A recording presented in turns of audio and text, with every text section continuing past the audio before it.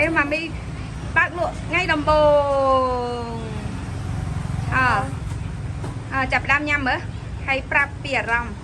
អត់ញ៉ាំគេអត់ហ៊ានញ៉ាំទេមិនស្អាតពេកហី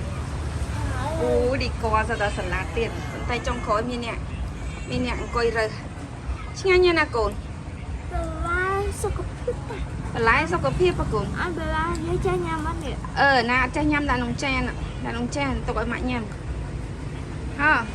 វ៉ាវញ៉ាញ់អត់កូនញ៉ាំមួយបន្លែឆ្ងាញ់លីតាញ៉ាញ់អត់កូនញ៉ាញ់ធ្វើដៃមិន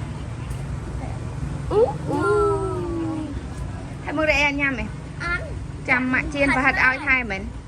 អូថ្ងៃនេះដល់នេះចាប់ផ្ដើមបើកលក់ដំបូងមានមីឆុងមីឆា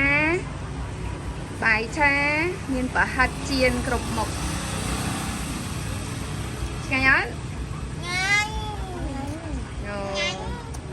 តែអត់ញ៉ាំមកមិនដឹងឆ្ងាញ់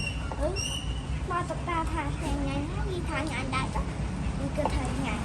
តាមលំដាប់ខាងនេះទូចរៀងមួយចានរៀងតិចកដាលនេះគេញ៉ាំច្រើនតិច